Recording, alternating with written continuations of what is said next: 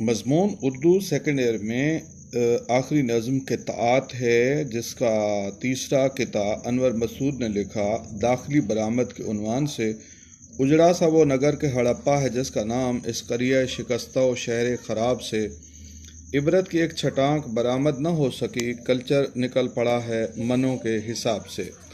ہڑپا ضلع ساہیوال کا ایک معروف تاریخی مقام ہے جو قبل از مسیح کے دور میں آبادی سے خالی ہو گیا تھا اور آج اجاڑ کی صورت میں ہمارے سامنے۔ اس ٹوٹے پھوٹے اور ویرانی کا شکار علاقے سے ہم سبق تو حاصل نہ کر سکے، لیکن ہم نے تہذیب و ثقافت کی داستانیں منوں کے حساب سے دریافت کر لی۔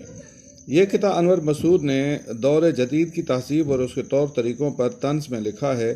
شاعر تہذیب دور حاضر پر طنز کرتے ہوئے اس کی مادہ پرستی، فیشن پرستی، جہالت کو ہدف تنقید بناتے ہیں۔ شاعر اپنی قومی ترجیحات اور معیارات پر زبردست چوٹ کرتے ہوئے کہتے ہیں کہ ہماری قوم بھی عجب بے راروی کا شکار ہے۔ اس نے اجڑتی ہوئی بستیوں اور کھنڈر کو تفریحی و معلوماتی دوروں کا مرکز بنا لیا۔ کھنڈرات لفظ غلط ہوتا ہے، یہاں پہ لفظ کھنڈر ہوگا، واحد جمع دونوں کے لیے۔ بجائے اس بات کے کہ وہ ان اجڑی ہوئی بستیوں اور نگروں سے عبرت حاصل کرتے اور ان عناصر کی کھوج لگاتے جو اس کی تباہی کا باعث بنے، انہوں نے وہاں کے کلچر کی جڑیں تلاش کرنا شروع کر دیں۔ جگہ جی لگانے کی دنیا نہیں ہے، یہ عبرت کی جا ہے، تماشا نہیں ہے۔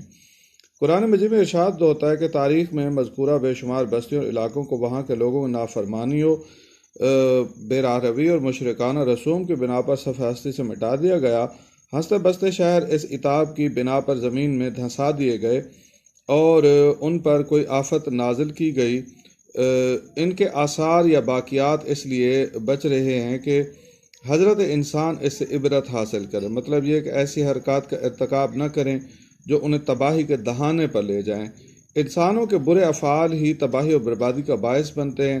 وطن عزیز میں کئی ایک ایسے مقامات ہیں، مگر شاعر نے خاص ہڑپا، یہاں پے الف پا کے ساتھ ہوگا، کو موضوع بنایا ہے، جس کی وجہ ہڑپا کے لغوی معنی بھی ہو سکتے ہیں، یعنی تباہ شدہ۔ شاعر کہنا چاہتا ہے کہ ایسی بستیوں کا مشاہدہ اس غرض سے کیا جائے کہ ان سے عبرت